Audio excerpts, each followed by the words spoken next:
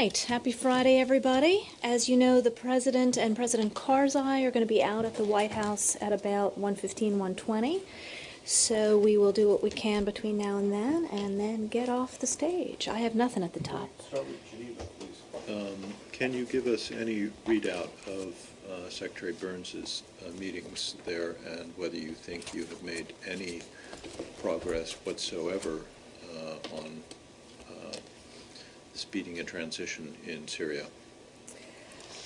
Well, Arshad is referring to the fact that today was a meeting in Geneva with UN Special Envoy on Syria, Lakhdar Brahimi, with Deputy Secretary of State Burns and Russian Deputy Foreign Minister Bogdanov. I think you probably saw Special Envoy Brahimi's press conference right after those meetings closed, just to underscore the main point that he made, which is that all of the participants agreed that we need to continue to work toward a political solution that is based on the Geneva agreements and a transitional government that has full executive powers.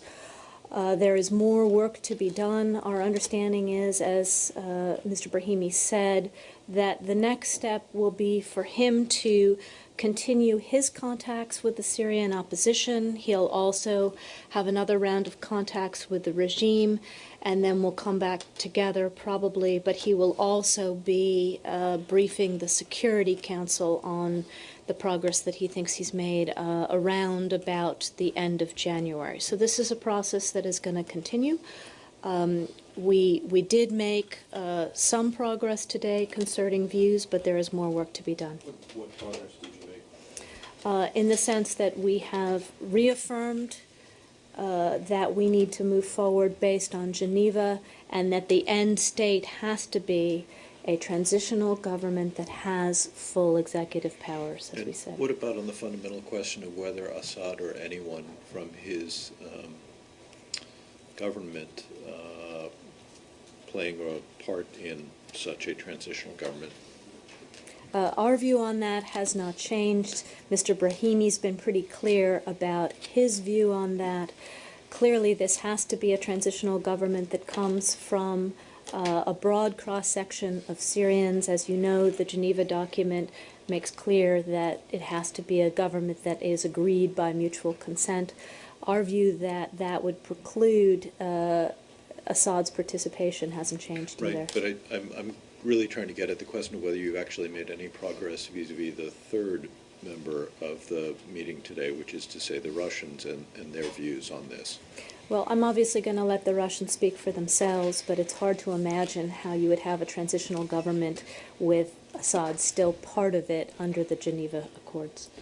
Let me also say that Deputy Secretary Burns also took the occasion to brief the Russians on some of the progress that we believe that the Syrian opposition coalition has begun to make in developing specialized units of technocrats to begin to shape the kinds of delivery of government services that are going to be necessary, and the work that they are doing to try to cooperate with similar technocrats inside the Syrian ministries, those who don't have blood on their hands, etc.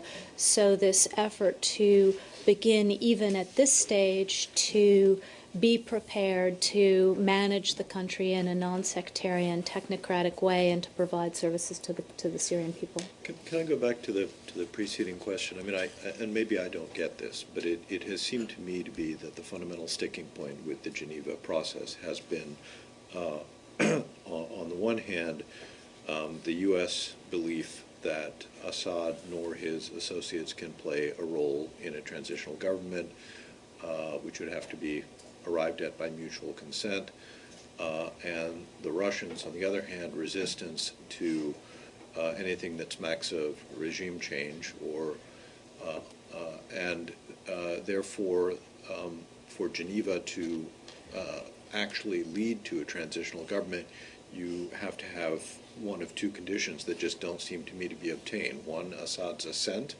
to leave power, and two, the Russians' assent for a transitional government that has nothing to do with Assad. And when you talk about making progress, maybe I've misunderstood, but those strike me as the two problems, and I don't see that you've necessarily made progress on either of those. Have you?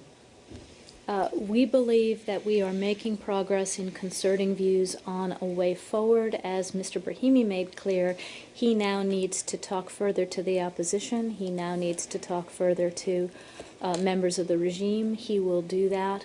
We are all standing behind the work plan, which is to have a political solution based on Geneva that creates a transitional government that has full executive powers. If Assad were still in it, it wouldn't be a transitional government, Arshad. I'm not going to put you in the room there in Geneva, but just to tell you that, as I said, we think more progress is going to be required, but that these meetings are valuable and we're going to continue to have them to concert views. Just so we're clear, I'm not asking to be in the room, but when you assert that you have made progress on concerting views, does that include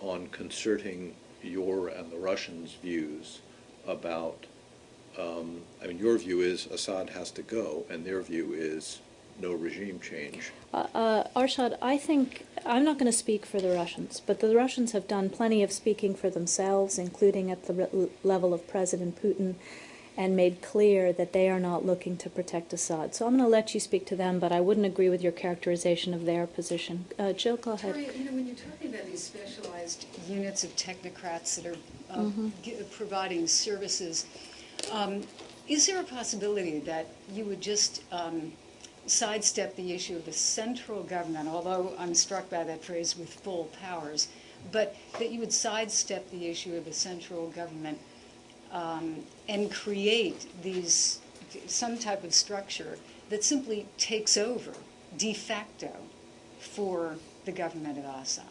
Or does it have to be a legitimate, internationally, acclaimed or approved government?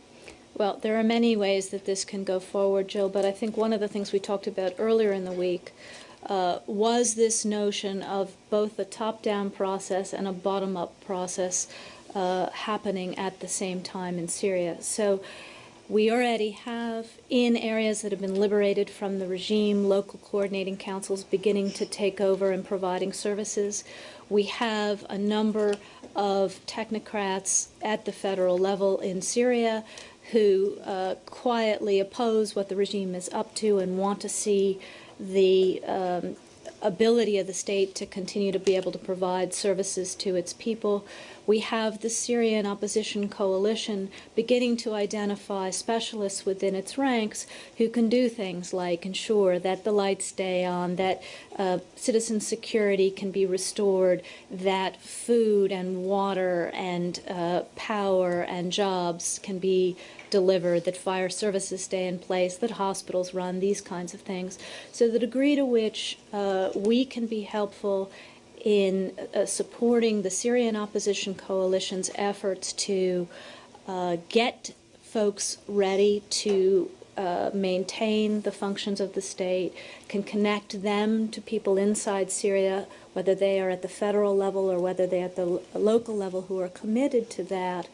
We stand a better chance of the state not fracturing. We stand a better chance of creating de facto, particularly in liberated areas, the Syria of the future that the Syrian people want. So we'll just have to see how this goes forward, Jill, but we're not going to wait for this process to be completed to get started on support for a better Syria inside Syria. And just, could I get one clarification? You mentioned the technocrats at the top level who oppose Assad. Are those people that the U.S. or other Western governments or coalition supporters, Friends of Syria, are talking to? I mean, how do you know that they're there? Well, primarily, as we've been saying all along, the value of the Syrian opposition coalition in its larger formation as it's come together since the Doha meetings is that they have these kinds of contacts both on the opposition side and on the regime side. So we're being guided by them on who one might be able to work with in the future who is still in the regime and who doesn't have blood on their hands. Victoria, on this point, when you Saeed. say not blood on their hand, how do you determine that? I mean, what is the criteria for not having blood on their hand? Suppose a colonel or a captain in the army given orders, from higher up to attack. He's a soldier. He's supposed to follow orders. That's how he's been trained all his life. Does he have blood on his hand? Well, I'm obviously not going to get into the larger issue that has to follow after this conflict is over, which will be for the Syrians to decide in terms of accountability, what happens to military, etc. I would say two things, though, Saeed. First of all, with regard to those in the Syrian military who are still following orders, the Secretary's been calling for months and months and months for them to refuse orders, break with the regime, defect, whatever it takes. What we're talking about here is less on the military side and more within the ministries that run the civilian sectors of the government and the economy, that there are plenty of people who quietly have opposed what the regime is doing, who have a high level of technocratic skill, and who should be good contacts for the opposition for the day after. I guess my question is, how do you determine, because on the one hand, if they don't follow orders, they will be accused of treason, a charge that is probably punishable by death or firing squad and so on. And on the other hand, if they do follow orders, then they stand accused of blood on their hands. I mean, this is really a tough call. What kind of measures are taking place to really define what kind of criteria, what kind of a yardstick? Well, again, these issues of accountability in any kind of a conflict like this are always essential and are always difficult. The role that we are playing now is to support the ability of Syrians throughout the country to get as much information as they are willing to share about the behavior of individuals into a large accountability database that the Syrians can use later as they begin to work through precisely these kinds of things, which are always necessary to be worked through after these kinds of conflicts, particularly with regard to who's who in the armed forces. Fighting on the ground, could I ask you about the capture reportedly today of the air base and how significant you feel this could be in the progression of the conflict? Well, this follows a conversation we had yesterday about the armed opposition's efforts to take the Taftanaz air base. They are taking credit now for having taken the air base. And as you know, we consider this significant on two fronts. First of all, to ground some of the air assets of the Assad regime that they've been using against civilians, and secondly, to break their ability to resupply in the north. So quite significant to the regime's abilities.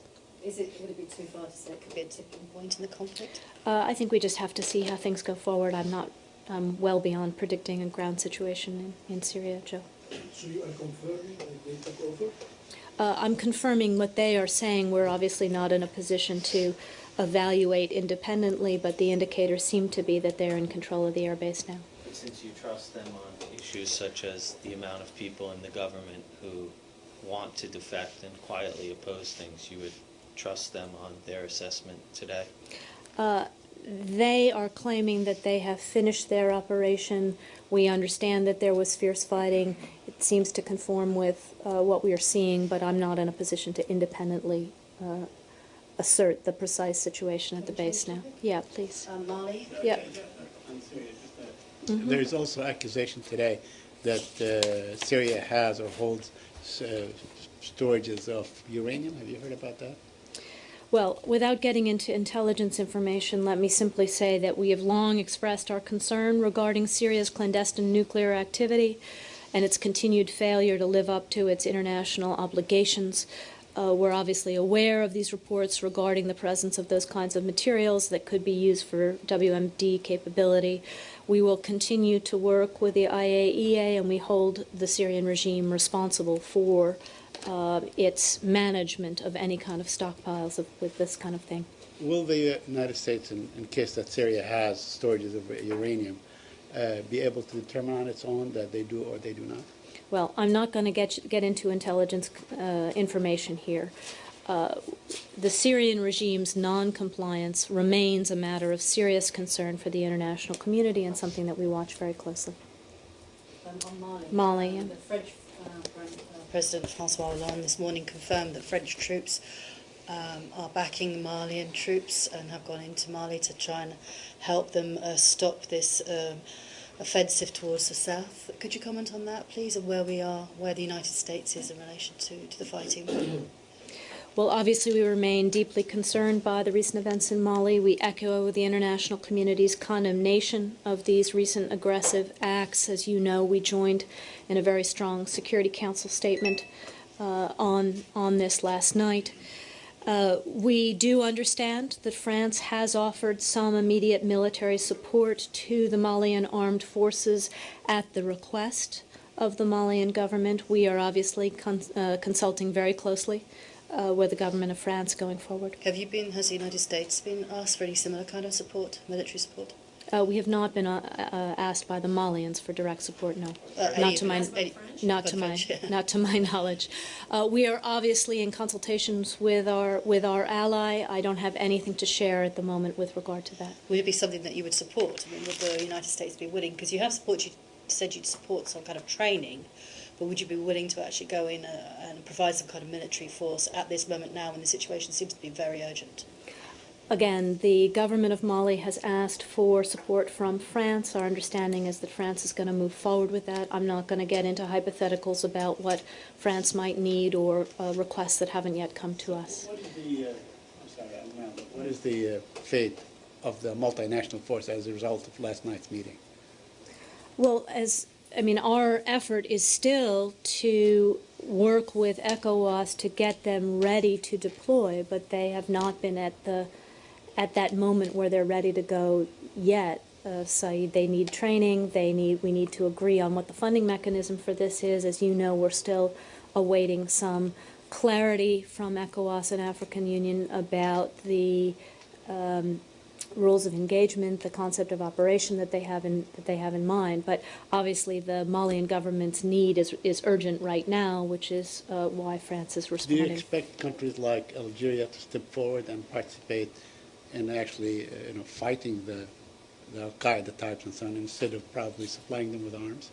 Well, ECOWAS is now working on who might be in this force. I'm not in a position to get ahead of that. Obviously, as you know, we've been in close contact, and the Secretary was there in the fall, with the government of Algeria on what it can do to put pressure on the different groups in the north from its side. Algeria itself has called for some of the northern groups to split from Al-Qaeda in the Maghreb, and we hope those calls will be heeded. Please. Yeah, just some clarification. I don't think I quite understood the question of, has France asked you for any assistance to support their assistance to Mali?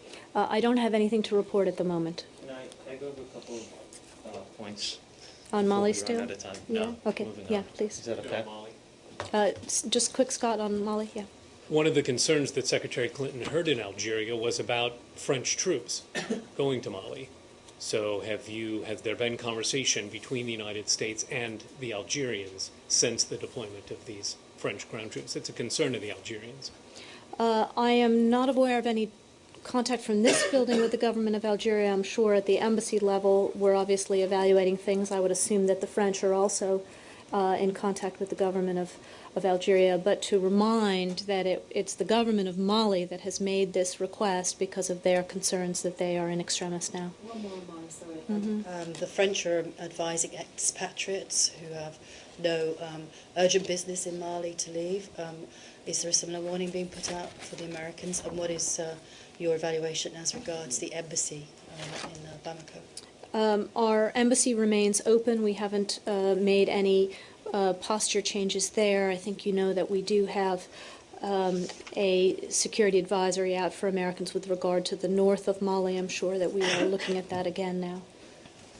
Firstly, is there any update on the adoptions issue with Russia? Were you able to get more information on what this means for families waiting to find out if they can adopt their children? We are in discussions with the Russian Federation on this issue, but I don't have anything further to report from what I said yesterday, that it is our hope that we can get as many of these pending cases cleared as possible. So describe the discussions. Who is discussing this issue? Where? And did it come up between Burns and Bogdanovich? I don't think we had any bilateral discussion in the Burns-Bogdanov channel. Mr. Bogdanov, as you know, is their Middle East specialist. He's not our interlocutor on bilateral things. My understanding is that there are some meetings here in Washington today. When I have more to report on how we're doing, I'll let you know. Okay, and then can I ask you about something I forgot to ask yesterday when we ran out of time? Do you have anything to say about the former Marine who I think it's now 500 days he's been imprisoned in Iran? Oh, you're talking about Amir Hakhmati? That's right. Right. We have serious concerns about the fate of 2 U.S. citizens detained in Iran, Amir Hakhmati and Saeed Abedini. Let me start with Mr. Abedini. He was arrested by Iranian officials more than 3 months ago on charges related to his religious beliefs. We understand that a hearing will be held soon, and we call on Iranian officials to respect Iran's own laws and provide Mr. Abedini access to an attorney.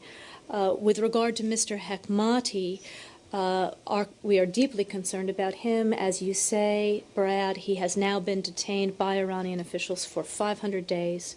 We call on Iranian authorities also to permit a visit by officials of the Swiss Embassy in Tehran, our protecting power, both to Mr. Abedini and to Mr. Hakhmati. Mr. Hakhmati hasn't been allowed visitors for some 6 months to check on their welfare. One more, please, on Russian adoptions. We just had a couple on our air who are trying to adopt, and they said that they're pretty confused about what's going on. They mentioned a call tonight that they'll be on. Can you shed any light on that? Well, as I said, our Consular Affairs Department has been working hard to obtain as much information as we can from American citizens who had been at some stage of trying to adopt.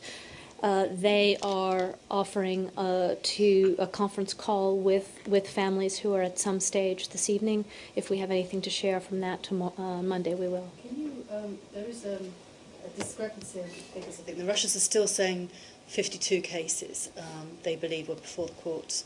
And you mentioned yesterday 950 individuals have contacted you at various stages of the proceedings.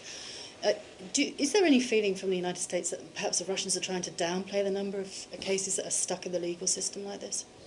Well, again, this is going to be part and parcel of the conversation that we need to have with the Russians going forward, and it's going to be, it's going to have a number of components, including,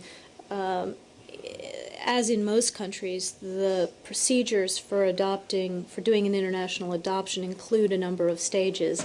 There's the initial application, there is identification of the child, there is an application to court to proceed, there is the need for travel documents and final court approval. So, you know, when we talk about some 500 to 1,000 cases potentially, it could be anything from that first inkling and outreach by email to a Russian adoption agency, all the way through those folks who were literally within days of having final approval and able to pick up a child. So we have to agree with Russia which of these cases are going to be allowed to proceed, and we will obviously be doing our utmost to clear as many of them as we can. Now that the joint statement from the U.S. and Afghan presidents is out, can you give us a readout on the Secretary's discussions with President Karzai yesterday?